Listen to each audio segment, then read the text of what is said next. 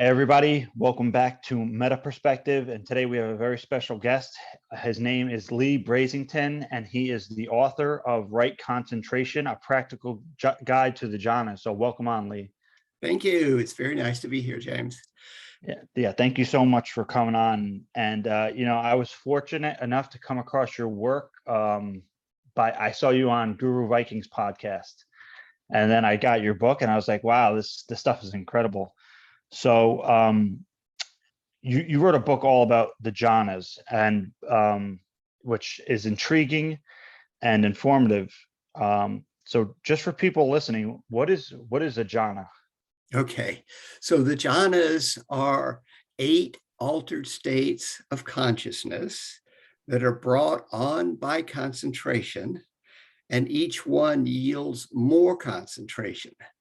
So the idea is to get some basic degree of concentration and then use that concentration to access the first of the states, which will get you some more concentration, which you can use to access the second of the states, basically working your way down to deeper and deeper levels of concentration. Now, when I use the word concentration, it's a translation of the Pali and Sanskrit word samadhi. I would prefer to translate it as indistractability. So what you're doing is generating a mind that is far less likely to become distracted. And you're also quieting your ego functioning at that time. So when you look at the world afterwards, you're looking from a less egocentric perspective, which will give you a better chance to see what's really going on.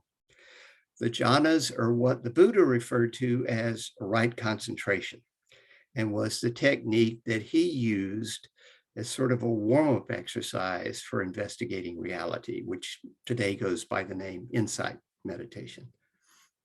Oh, okay. Very, very cool. Because there's a few questions I have in there that I wanted to ask. But before I do, I want to circle back a little. I just wanted to address that. So people see the title, they're going to see jhanas, and they're going to say, what is that? So we got that down. How did you find yourself writing about jhanas, right? You wrote this extraordinary book. How did you come to the point where, how did you get into meditation and Buddhism and these deeper states? So in 1985, one of my dear friends said, you just got to do this meditation stuff, and shoved me a book, said, read this book. It was Chogyam Trungpa's Shambhala. And I read the book and it was really interesting. And then he said, you got to meditate.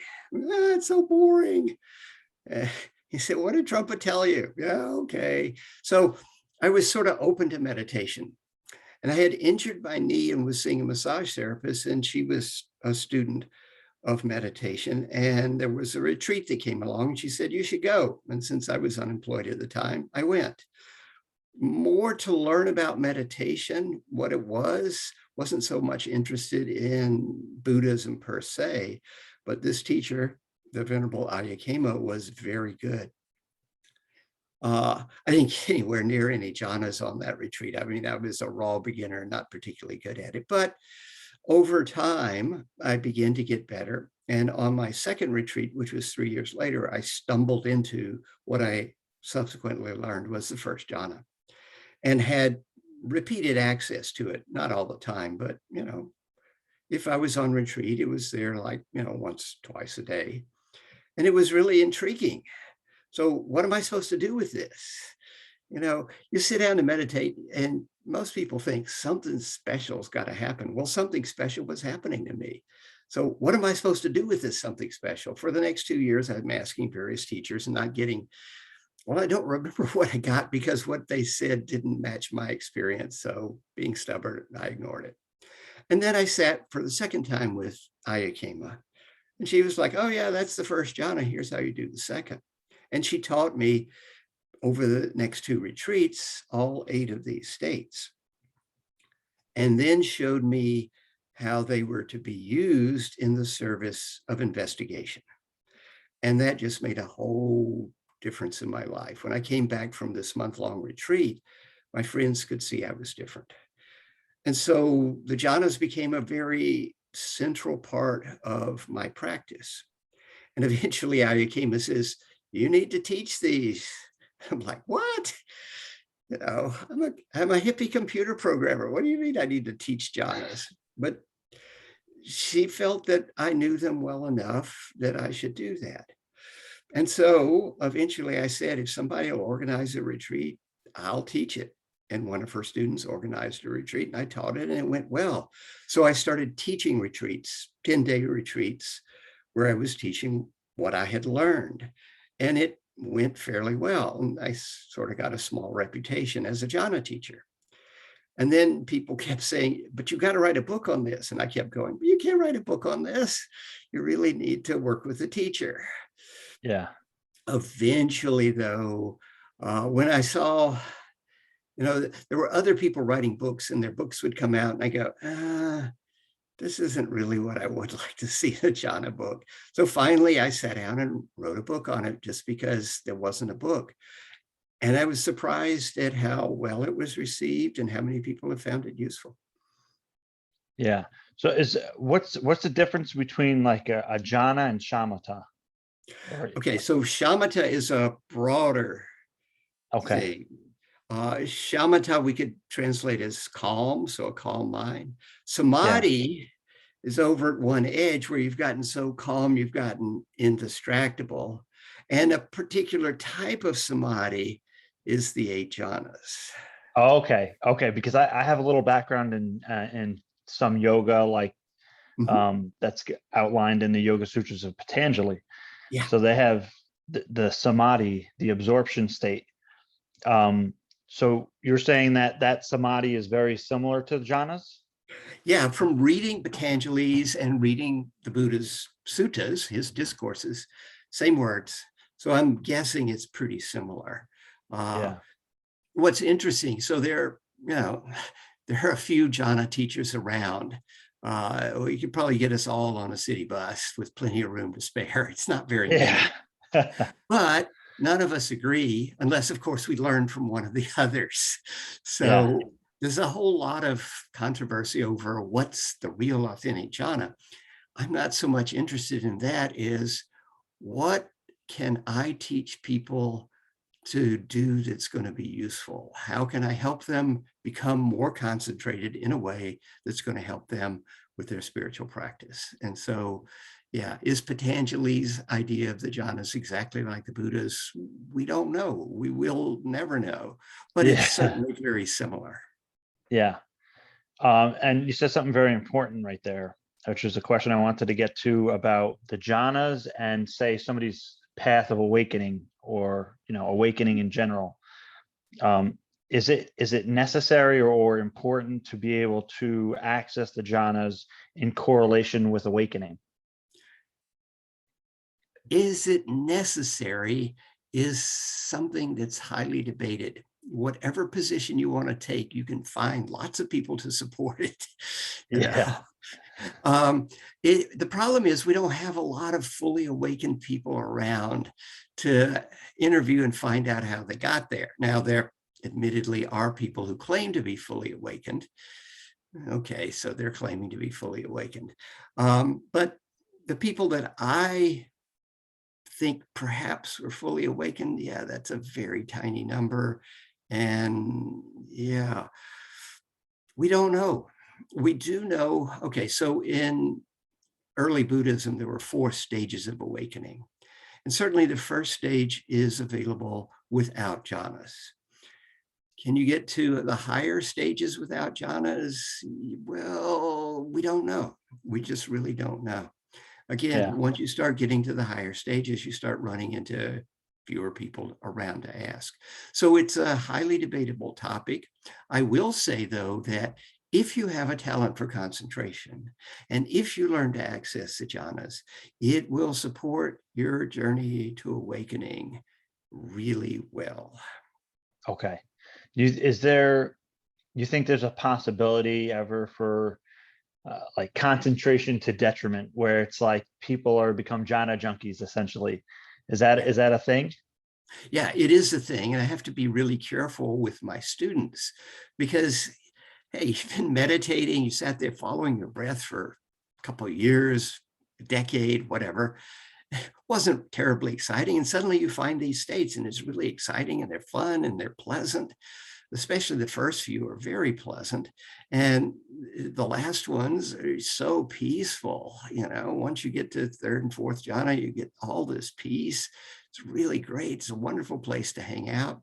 And so I have to actually watch for people becoming jhana junkies and make them do their insight practice, their investigation of reality in the same meditation sitting as they're practicing their jhana. So first half of the sitting, get your mind concentrated. Second half of the sitting, investigate reality. Once they start getting both quantitatively and qualitatively better insights, I mean, the insights that are available when you first start practicing the jhanas and then practicing your insight is quite remarkable. And the whole jhana junkie thing goes away because you found something better. Yeah. When you first get on the spiritual path, you start learning things and you get the low-hanging fruit, right? Right. The jhanas are a step ladder. All right. So now you can get some more fruit and get up higher. So yeah. Yeah, you're addressing, so like I have some questions lined up and you're like hitting on all of them, man. Oh, good. Did you do some jhanas before you came on here? Well, so you mentioned the insight meditation, which is incredibly important, vipassana.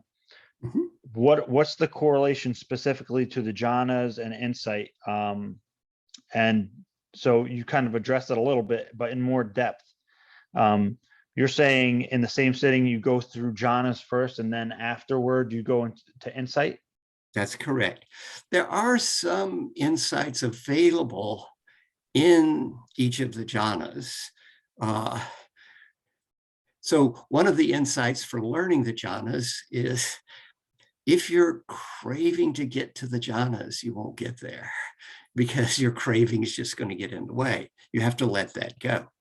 And so you quickly learn, oh yeah, craving leads to dukkha, unpleasantness, the unpleasantness of not getting there. So that's one of the insights that comes up along the way.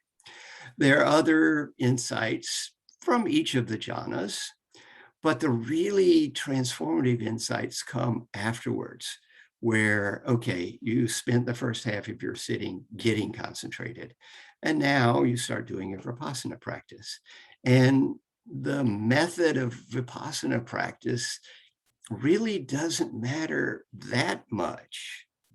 It's more, find some way to investigate reality with your concentrated mind. And it varies from person to person as to what is actually the best practice for each person. The one I tell my students to do is the one you want to do, because of course, that's the one that you'll be most likely to really give yourself wholeheartedly to. But there are supposedly 84,000 Dharma doors. So that would mean there are 84,000 ways to do insight practice. I mean, that's just a magic number, but yeah, there's lots of ways to investigate reality. Yeah. And, I have a little background. So, but that sounds very similar to vichara or self-inquiry, or, taking the idea of contemplation. And once you're in that concentrated state, you ask a question and sit in the concentrated state, and it will arise, and you'll gain insights essentially. Yeah. How, just for people listening, who may be interested in this, is actually, because I've heard the term before, vipassana jhanas. Yeah. And Yeah. I didn't know what that meant exactly, because I know about vipassana, I know about jhanas, and then I heard, I think it was Daniel Ingram was talking about vipassana jhanas, and I didn't go searching for it and find it. So what is that? Do you know what that is? Yeah. If you go searching for it, you'll find lots of different views and opinions on what's the Vipassana jhanas. Okay. Vipassana jhanas were invented by Mahasi Sayadaw, who was a great meditation master in Burma in the first part of the 20th century, as a way to, shall we say, bring the word jhana into what he was teaching. that was more accessible than the normal understanding of the jhanas. See, what happened with the jhanas is over time, the official definition of what constitutes a jhana kept having more and more concentration added to it until by the time of the Visuddhimagga, so we're talking 800-900 years after the Buddha's death, almost no one could access these states.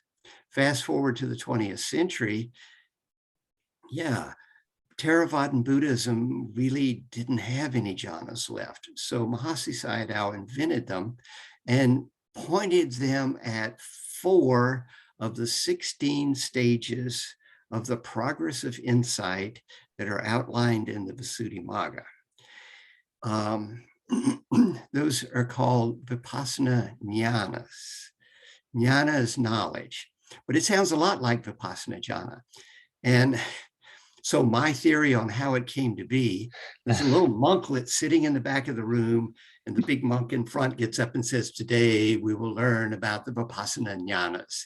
And the little monklet hears Vipassana Jhanas. So he learns about the Vipassana Jhanas.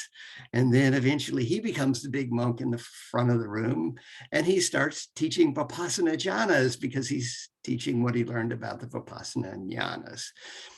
I wish the term didn't exist. It doesn't have a useful referent, and it causes lots of confusion. And yet there are people that are just totally enamored with it. Well, I was going to say, is it, I mean, because it kind of, if it, according to like, if it's jhana and vipassana, I mean, I could see how that makes sense, but is that actually what the term is supposed to mean? Like the concentration state? No, just the knowledge is of, oh, okay. It has nothing to do with concentration. Okay. Okay. That cleared up what I was trying to get at, because I wasn't sure. It does have to do with vipassana, but it doesn't have anything to do with concentration. Yeah.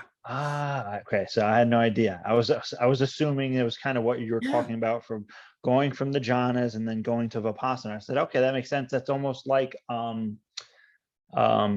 I mean, people will know it more modernly from the TMI, the Mind Illuminated, Kuladasa's concentration first, Shamata and then Vipassana, I guess. Right. That was his approach. But he got that, I guess, from how he was taught. He got that from the Buddha, because that's what the Buddha is saying. Right. Yeah. And to me, that makes sense. Like, I mean, I probably, because of my background, I have the concentration states they come naturally to me. Good. Just because, I don't know, that's how I started out and have been training in meditation. So I have an affinity towards it. It's easy, it's natural for me. So I understand how that could work for some people, but maybe some people, that's not always the best approach. Right, exactly. We all have our own talents. The whole idea is to figure out how to use your specific talents on the spiritual path. And this is a way, if you're talented at concentration, to use your talent for concentration on the spiritual path. And so, just for clarity for people listening and for me, because I'd love to know, if you were going to do a session where you did the jhanas and then you went into Vipassana territory, how would you briefly explain how you practice that? Okay, so sit down, get comfortable, because if you're uncomfortable, you have aversion in your mind, makes it hard to get concentrated. Put my attention probably on my breath as the access method, right? So just inside the nostrils works for me. And then when my mind wanders off, not if my mind wanders off, when my mind wanders off, label the distraction, and then, very important, relax and come back to the tactile sensations of breathing. And keep doing that over and over until it settles. And depending on what's going on in my life, that might be 5 minutes, it might never settle. But, hopefully within 10, 15 minutes, it's settled in where I'm not getting distracted anymore. I'm knowing each in-breath, I'm knowing each out-breath. And I'll stay in that state for a bit. And then to trigger the jhanas, I'll focus on my smile. You notice the Buddha statues all have a little smile. It's there for teaching purposes. All right, smile when you meditate, because the act of smiling generates endorphins. Yeah. Endorphins make you smile. You've got a positive feedback loop going. So when you focus on the smile and really go into that, or any source of pleasure, particularly physical pleasure in your hands, in your third eye, wherever it shows up, in the heart center if you're doing loving kindness practice, you focus on that pleasure without becoming distracted. Well, that's pleasant, which adds a little more pleasure. And adding a little more pleasure, that's pleasant, which adds a little more pleasure. And you set up a positive feedback loop of pleasure, which will propel you into the first jhana. The first jhana has rapture and happiness as its primary components. Stay there till you've had enough, which might be really short if the rapture part is really strong. Take a deep breath, calm things down, focus on the happiness, stay there for a while. Yeah, you could stay as long as you wanted. Take another breath, calm it down more to contentment. And then eventually another deep breath, calm it down to a very neutral place. Let go of the pleasure of contentment. That gets you as far as 4. That's at home, that's probably about as far as I'm going to go, because it takes a while to get that far. So, all right. So now let's say I'm sitting for an hour and somewhere between 25 and 40 minutes have passed. So then I let go of doing the jhana, of trying to maintain the 4th state, and begin my insight practice, whatever insight practice is going to be. It could be scanning my body to notice what's there. It could be contemplating the 5 daily recollections of the fact that I'm going to get old, sick, and die. All that is mine here and delightful will change and vanish, and karma, that actions have consequences. It could be just listening and paying attention to watching my mind judge every sound I hear as pleasant, unpleasant, or neutral. There's lots of ways to do insight practices, but I'd switch to one of them. It could be open awareness practice. Yeah. Choiceless awareness is a popular open awareness practice. It's taught here in the West. Yeah, so just open up your senses and be aware of what's going on. Yeah, that was great. Wow. I felt like I was in a little zone right there. That was great. Thank you so much. Sure. Now, you mentioned before the 4 stages of awakening in the Theravadan. Mhm. So, and you mentioned something I was going to ask, but you said it anyways. You said you don't need the jhanas necessarily to access the 1st stage, which is stream entry. Mhm. Is that correct? That's correct. But it helps. They help. They definitely help. Okay. Yeah. So that I was going to go there because stream entry now is become a huge topic. I mean, everybody's, it's like, wow, stream entry. So how would you advise or describe, using the jhanas in correlation with stream entry? Yeah, so using the jhanas to get your mind concentrated and then investigating reality deeply enough that you're actually able to let go of, well, everything, including the self, such that you have a profound experience without an experiencer. So the jhanas are just the warm-up exercise. The insight practice is what's going to take you close. And when you're close enough, then maybe you'll let go. Maybe your desire to experience the deepest truth possible will override your normal clinging and craving and everything else. And you'll have an experience without an experiencer, or a not self experience that is so profound that it changes your life. That's the relationship. So the jhanas are the warm-up exercise. The insight part is what's going to get you there. Okay. Very good. And is it, yeah, do you still do jhana retreats? Oh yeah. I teach, well, during the pandemic here, I teach on Zoom, which makes it a lot harder for the students because, yeah, if you're at home, it's hard to be on retreat, especially if there are other people in your house. Right. Yeah. I have had some students go rent a cabin that did have decent Wi-Fi and were able to participate and really be on self-retreat. Yeah. And other people just struggle along as best they can. It's not ideal, but it beats dying of a plague. Yeah. So, yeah, so I've taught several, I don't know, I'm losing track, 4 or 5 Jhana retreats this year. I think it was 4. And I have another one scheduled for December that's full. Next year, who knows? Depends on what happens with the pandemic. If it's still around, then yeah, the retreats that are scheduled may get moved to Zoom. Um, Zoom teaching is harder than in person because I'm at home too, and nobody's fixing me my meals like when I'm on Yeah. retreat. And the phone rang and the emails came in and everything Yeah. else. But so yeah, I'm still teaching retreats. I really want to go back to teaching in person, but that's going to depend on getting the pandemic under control. And we're not doing a very good job in this country yet. Yeah. I mean, it's just that could be a whole nother conversation, Oh yeah, So highest hopes for that. yes.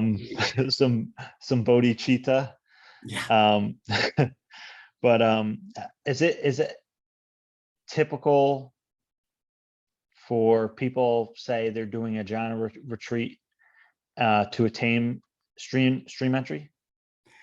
Okay. I wouldn't even say necessarily typical for people doing a jhana retreat to attain a jhana. At the start of every Okay. retreat, Yeah. there are 2 warnings I give. And the first warning is if you have any expectations of experiencing a jhana, you're in trouble. Yeah. Because expectations are the worst thing you could bring on any retreat. All that you can seriously really expect is that things will be different from what you expect. That's it. Yes. Right. And the expectations have this wanting, it's 10-day retreat. I ought to be able to learn 8 jhanas in 10 days, which is of course crazy. Yeah. There's a magic number in my head that I can multiply the number of students by and get a pretty good idea of how many people will experience at least one jhana one time. And it's not 100%. It just doesn't go like that. So some people have a talent for this and it goes really well. Some people come in and they tell me, I don't know why I'm on a jhana retreat. I have terrible concentration, yet they come back and they're getting into the jhanas. I think somewhere around 80% of people think their concentration is worse than normal, which of course makes no sense mathematically, but Right. nonetheless. So some people learn jhanas on a jhana retreat. To learn all 4 of them, yeah, some people get 4 of them on one retreat. More people probably need a couple retreats. To get all 8, it's probably going to take you at least 3 retreats. And that's if you're really skilled. The higher jhanas, 5, 6, 7, and 8 are considerably more difficult to attain. Some people get there, some people don't. But as for stream entry, yeah.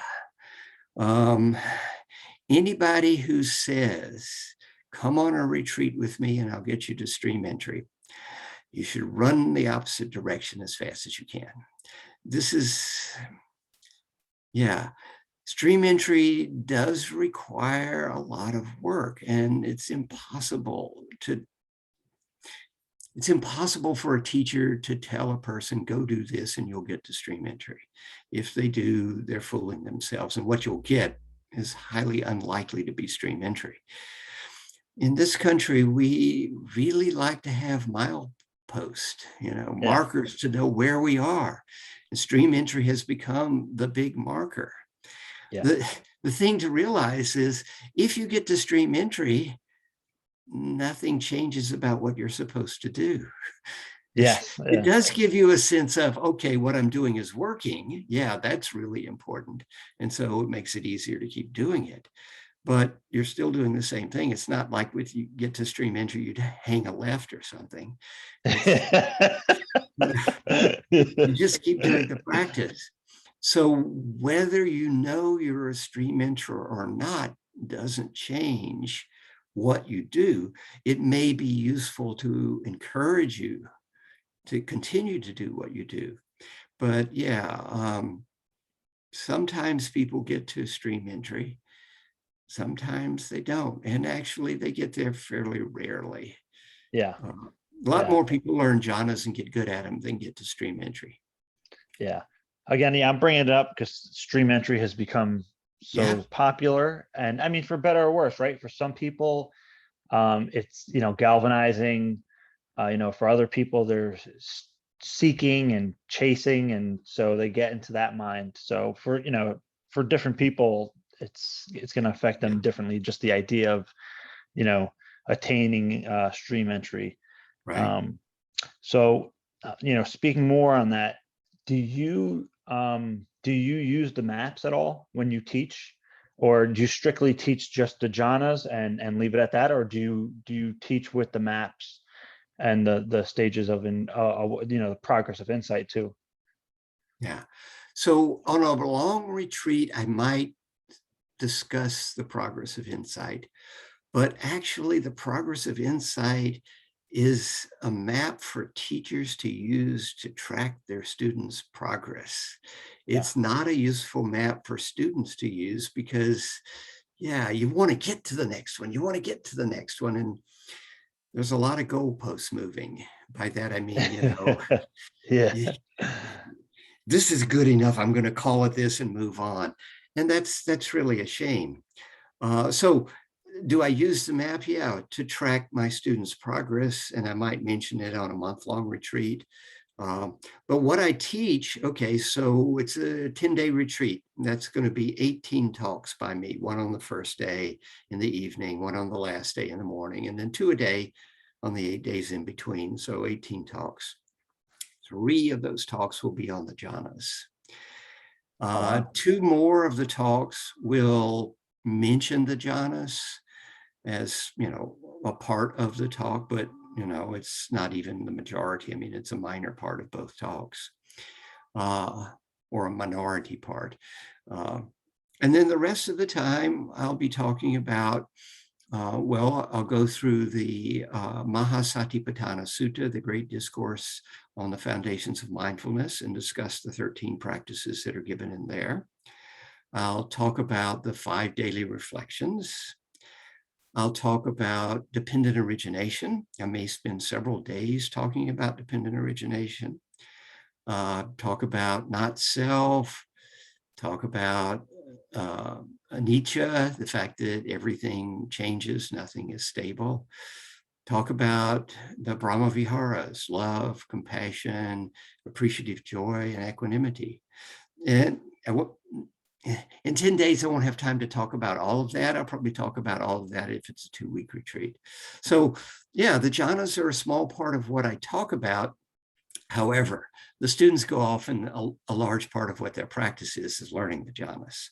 But for those who've already learned them, then yeah, they're working with the insight practices more. Yeah.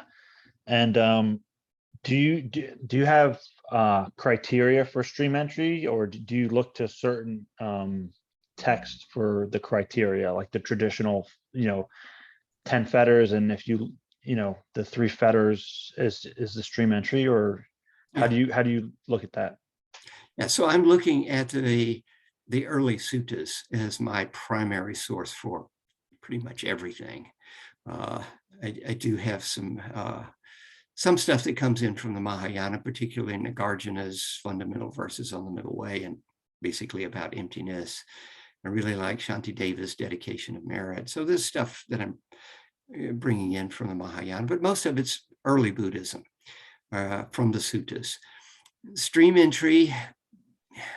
So I actually made up a page. If you go to my website, leighb.com, click on the Buddha, click on essays, you can find a chart that I made of all the different ideas about what stream entry and the other 3 stages of awakening are. I'm looking for somebody who has had a profound not self experience that, yeah, changes their life.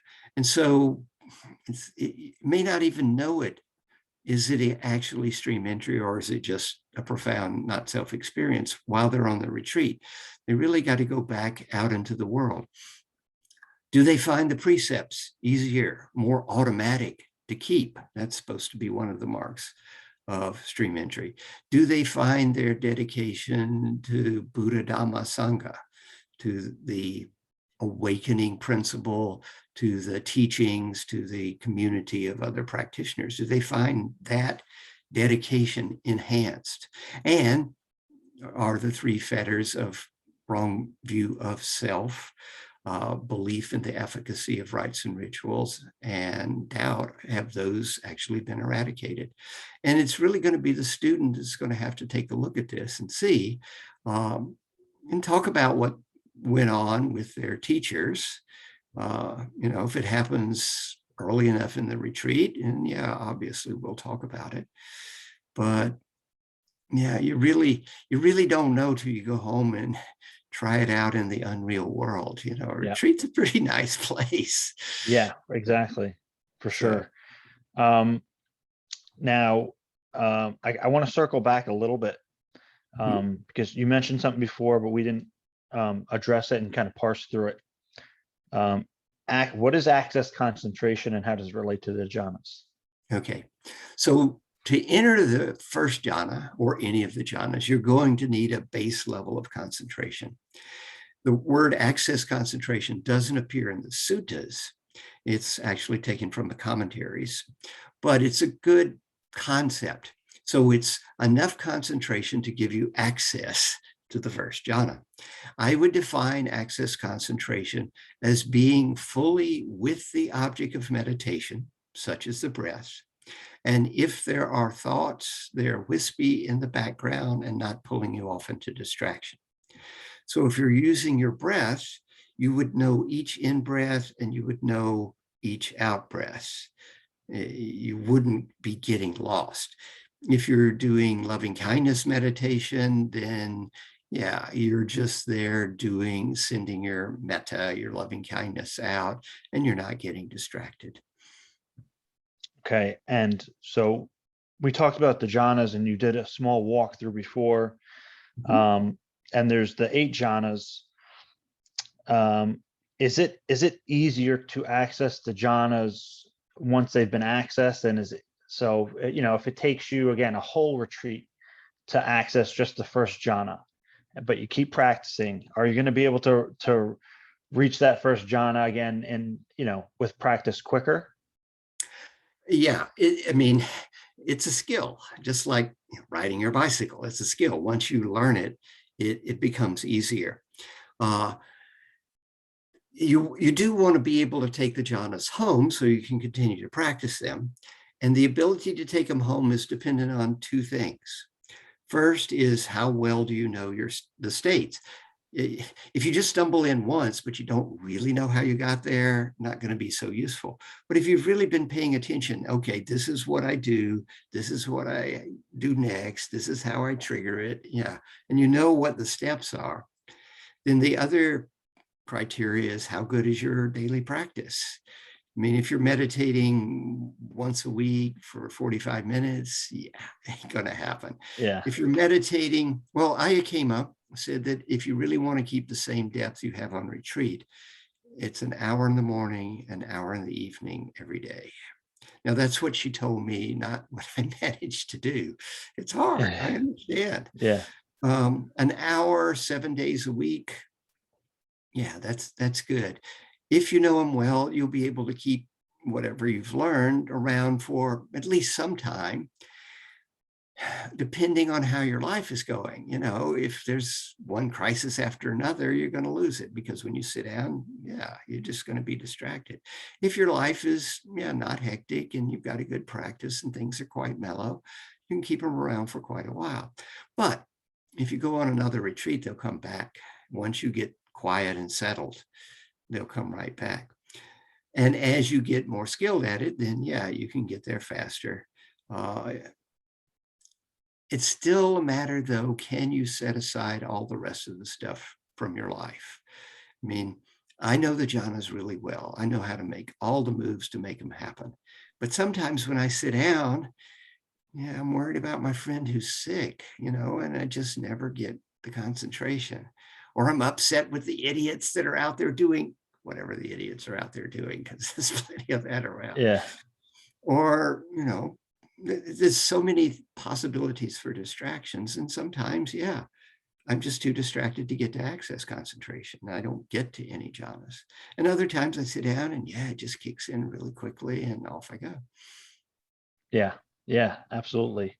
Are there benefits to say your daily life through the work of accessing and practicing the jhanas?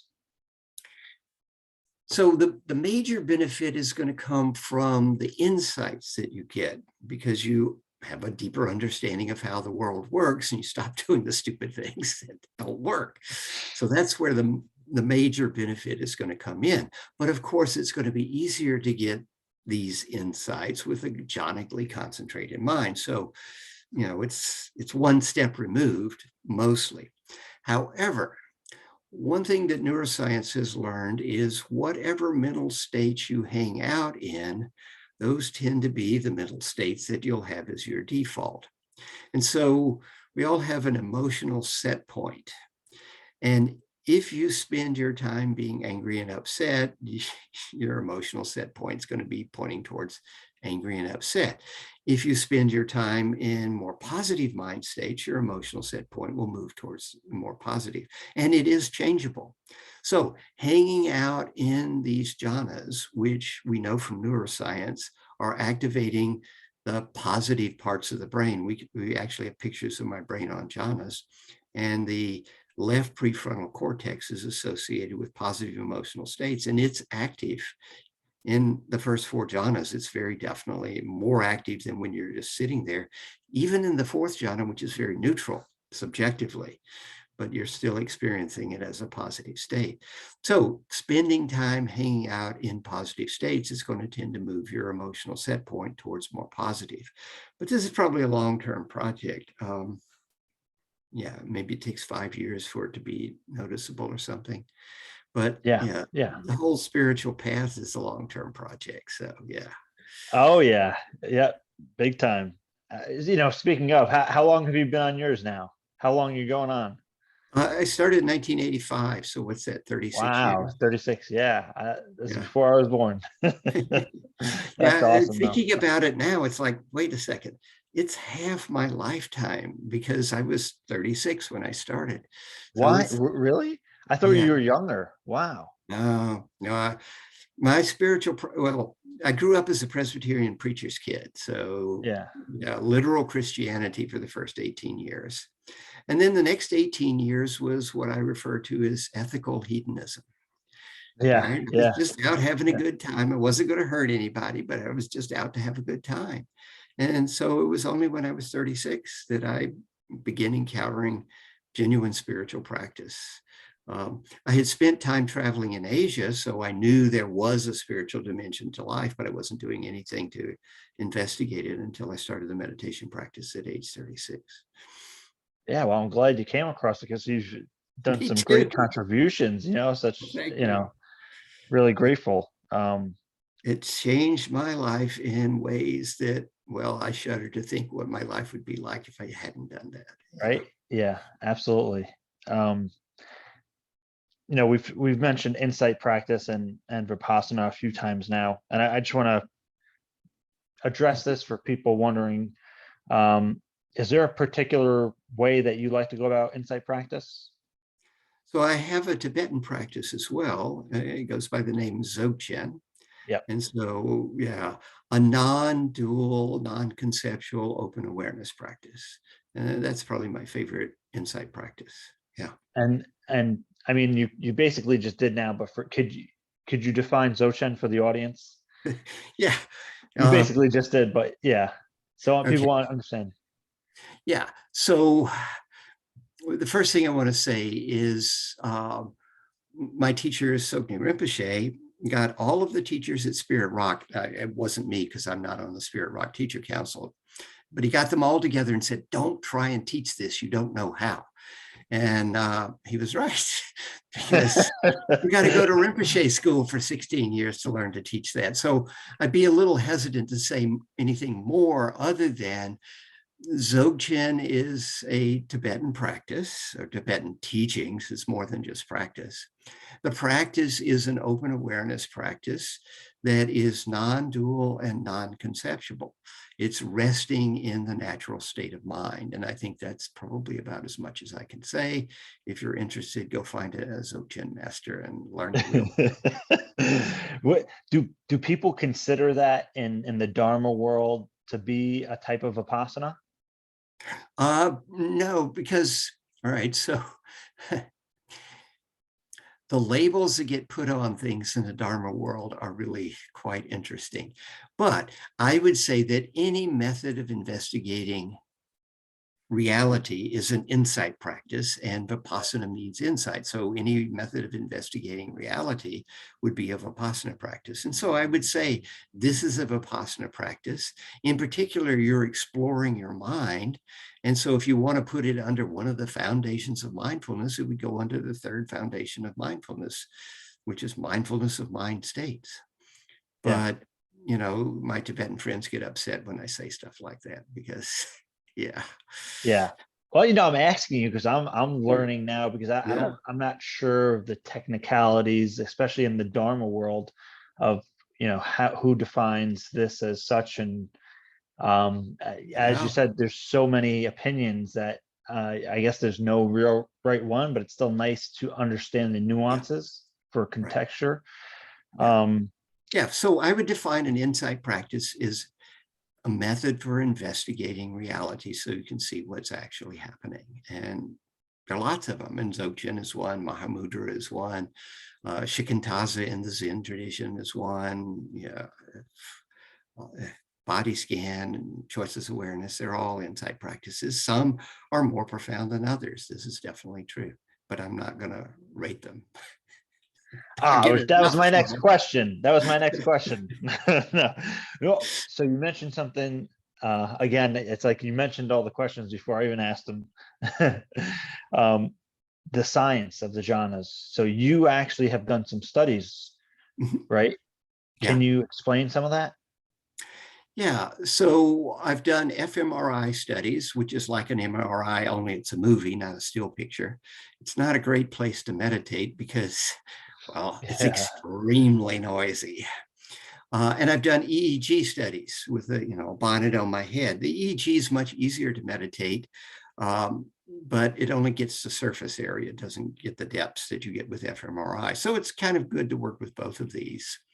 What they have found with the jhanas is that, like I mentioned earlier, there is more activity in the left prefrontal cortex than in the right.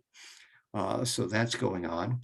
The parts of the brain associated with the default mode network, and this is where your mind goes when you got nothing else to do. And it has the mind wandering when you're meditating is your default mode network kicking on. So when you're in the jhanas, the parts of the brain associated with the default mode network are quieted. And the default mode network ties together parts of the brain associated with the sense of self. So the sense of self gets quieter. And the other thing they've noticed is that, in particular, in the second jhana, the nucleus accumbens, your reward center in the center of your brain, becomes very active. It's probably really active in the first one, but it's hard to get data for the first one because the first one has all this PT, this rapturous energy. It produces muscle tension, and muscle tension completely screws up EEG readings. So all you get is muscle tension. You can't Yeah. really see what's going on. And for fMRI, you can't move your head. So I can't really go into an intense first jhana because that would cause my head to move, which just mess up everything. So we don't have really good readings on the first jhana. But for second jhana, we can see that the nucleus accumbens is highly activated. So I'm feeling very rewarded with that experience, and that the activity calms down to second and third, but it doesn't calm down as much as, say, you find at rest. Because they do a baseline with me, just sit there and don't do anything, or lay there and don't do anything and see what it looks Yeah. like, and then they can compare. So Yeah, the jhanas neurologically are positive emotional states that are very rewarding, and your sense of self is really quieted down. That's what they've seen so far. Are there still ongoing studies with jhanas and like EEG and fMRI and brain scan? Yeah. So Jay Sanguinetti, who was on that podcast with Jensen Young and Chelsea Fasano and I, wants me to come to Arizona and do some more of this stuff. That's awesome. And the problem is there's a plague on it. I don't want to get in an Yeah, airplane full of a bunch of right. strangers right now. So that's why it's not happening right now. But yeah, there is someone right now that really wants to do a study, and yeah, it would be really great if we could do that. We just got to get the pandemic under control. I mean, Yeah. it's Yeah, messing up a lot of that stuff. seems to be, yeah. I mean, I knew somebody who had to drive out to do some of those scans. Yeah, Daniel Ingram, he's been doing some of those Mhm. brain scans, I think in the Harvard Cambridge area, and he had to drive out all the way. Yeah, So yeah, so yeah, he and wouldn't get on a plane. Yeah. yeah, And he's an MD, so the way he sees germs is like, yeah. like, Right. I don't want to get on a plane. I don't want to take the train, and I don't want to drive that far because, yeah, that's a long ways to drive. I mean, I yeah, have to eat, I have to sleep someplace. yeah, It's like, yeah, no, I'm just not that curious. yeah. Nasty for the cat. Do you, I don't want to set it like, oh, what's your expectation? But do you have like a hope or something that will come from the studies of the jhanas, like scientifically? Yeah, I mean, meditation, 40 years, 50 years ago was just this woo-woo thing. It had no credibility at all. And Yeah. yet it's very transformative. So it would be really good to see, all right, what's actually going on there? Why is it transformative? Uh, are there aspects of this that can be taught to a broader audience? I mean, that's part of what the mindfulness movement is about. Uh, so once someone has learned, say, their secular mindfulness, how can we best move them on to something that's even more beneficial? And the fact that we can say, all right, yeah, this actually does show positive benefits. Uh, so the thing about the nucleus accumbens as an example. So I was working with a retired neuroscientist from UC Davis, and a friend of his who is a psychotherapist who uses EEG to help kids with ADD, ADHD. And so we meet at the office, and they say to me, well, we don't really want to look at the jhanas today. What we really want to do is look at access concentration. And we've wired the machine up, and we want to see, can we build an access concentration detector so we can do neurofeedback, right? Yeah. So, we discussed what we wanted to do, and it was like, okay, yeah, so have your phones in. So set the machine to beep quietly whenever there's muscle tension and I haven't gotten to what you're trying to detect. And what they were going to detect was alpha out of the nucleus accumbens, right? And they had set it so that it would stop beeping if I could get the alpha up to 10. I don't remember what the Ah, units were. yeah. Okay. Because most people, you sit down and you put it on and you get in 5. So they wanted to see, could I drive it to 10? And so I sat down and it didn't beep. My baseline was already at 10. Yeah. Because, well, is it because of my happy childhood? I mean, I'm sure that was a contributing factor. Was it decades of jhana practice? I'm sure that was a contributing factor, but we don't know how much. So they recalibrated it, so set it to 20. And when I got to second jhana, I'd run it all the way up to 30. So yeah, according to neuroscience, I in general feel more rewarded than the average person just when I'm sitting around doing nothing. Uh, yeah, that's kind of a nice thing. I Yeah. mean, Yeah. So to learn that meditation can do this for you, yeah, it may be worth pursuing. I mean, you go to graduate school to learn how to manipulate ads so people buy your junk more. Why can't you go to graduate school and learn how to manipulate your mind so you can be a happier person? I mean, that would Yeah.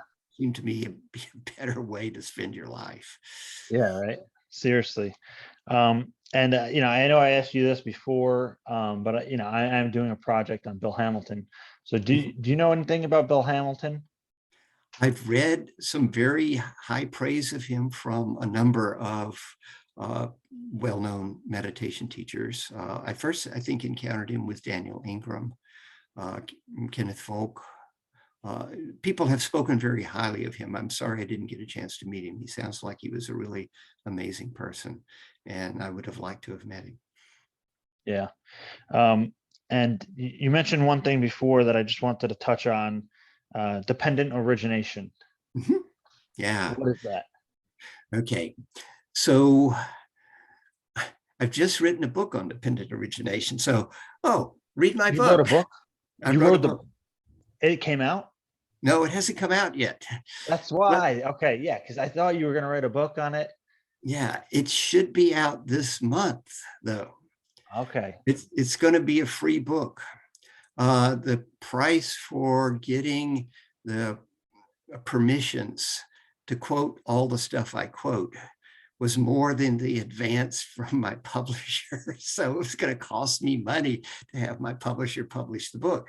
But I can distribute it under a Creative Commons license. So it'll just go out for free. It'll be free to download and so forth. And I'll put in a link so you can actually print yourself a hard copy. Um, but yeah, so dependent origination is the heart of the Buddhist teachings. He said, if you see dependent origination, you see the Dhamma. If you see the Dhamma, you see dependent origination. And basically, it's a teaching that says, in its most general sense, the dukkha that we experience arises dependent on other things. In particular, it arises dependent upon the clinging that we do, and the clinging arises dependent on the craving that we do, and the craving arises dependent upon the Vedana, the pleasant, unpleasant, neutral experiences we have when there's a sense contact. And sense contacts arise because, well, we have senses embedded in our mind and body. So in a nutshell, that's the teaching on dependent origination. But the implications are more than, well, just the arising of dukkha, although that's why the Buddha was searching for a solution and came up with this. Yeah, dependent origination is arising due to craving and clinging. If you don't, they are necessary conditions. Necessary condition for the light to be on is the light switch be turned on. You want the light to go off, you just turn off the light switch. You don't have to blow up the power plant or anything. You want the dukkha turned off, turn off the craving. Yeah. Right? So dependent origination is an exploration of necessary conditions, and in particular, the necessary conditions for the arising of dukkha, the unpleasant aspects of life. And so what he's teaching there in the specific sense is the links that I just outlined. They get elaborated into 12 links. I just gave you 6 right there, but it's the Oh, heart okay. of the matter. And then he also teaches the general principle. This arises dependent on that. If that doesn't happen, this doesn't arise.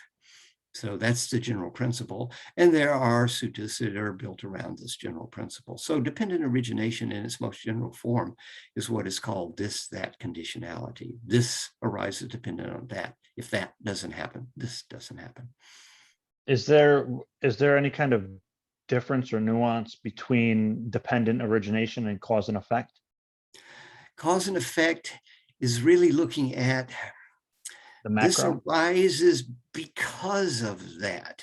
Okay. Independent origination is, this is a necessary condition. So it's Okay. conditionality rather than causes. So it would be a subset of cause and effect. And, what's the cause of someone dying of COVID? Well, they call it COVID. Well, yeah, but some people catch COVID and don't die. Well, they got pneumonia, but some people get COVID and don't get pneumonia, so why did they die? Oh, well, it turns out COVID is a blood disease and it screwed up all the little alveoli in their lungs and they couldn't get any oxygen anymore and they die. So the necessary condition to understand to prevent the arising of the dukkha of catching COVID, don't expose yourself to COVID. Wear a mask, get a vaccine, don't be indoors with a large group of people, these sort of things. But none of those, doing those things don't cause COVID, don't cause you to die, So cause is a lot more complex. And the Buddha was brilliant. He didn't go for figuring out causes. He just said, hey, dukkha is the problem. That's the first noble truth. Dukkha arises dependent on craving. That's the second noble truth. You know what? Dukkha, turn off the craving. That's the third noble truth. And then the fourth noble truth. All right, here's some practices you need to do to learn to turn off the craving. So and for people listening, the dukkhas are the sufferings, right? Suffering, unpleasantness, unsatisfactoriness, bummer. That's my favorite translation. Dukkha is a bummer. Well, I appreciate your time so much, Leigh. I'm so happy to have you on. It was an absolute pleasure talking to you. I learned a ton of stuff, and you're such an awesome guy. I appreciate it so much. Yeah, so very pleasant, man. You have the jhanas beaming off you, and I really, and I mean, I feel your warmth, man. Super cool, dude. And I really hope to attend one of your retreats at some point. That'd be great. Whether on Zoom or in person ever, if it, I'm sure we'll get there eventually. I'm really looking forward to what's the title of the book on dependent origination? Dependent Origination and Emptiness, Streams of Dependently Arising Processes Interacting. Okay, and I'm going to have the link to your website in the description. Is it also going to be on Amazon as well? No, because it's under Creative Commons, it means I can't charge any money for it. So you'll be able to download it from my website, and you'll be able to take the PDF version, and I'll put a link to someone that you can, go to their website, upload the PDF, and they'll print you a copy. A single copy in black and white, because there are some pictures, you can have them color or black and white, is $7.26. Plus, of course, probably some shipping and handling charge. I was just researching that this morning, so I haven't figured out the whole thing. And I hope to have it out this month. So if you come to my website at the end of the month, hopefully it'll be a link to the new book there. Yeah. And do you have any parting words or advice for the audience? Be kind to each other. We're all in this together. It may look like we're separate entities, but we're all in this together. Be kind to each other. Take care of each other. Awesome. So again, thank you so much for coming on, Leigh, and I hope to speak to you again soon. Thank you for inviting me. All right. Take care.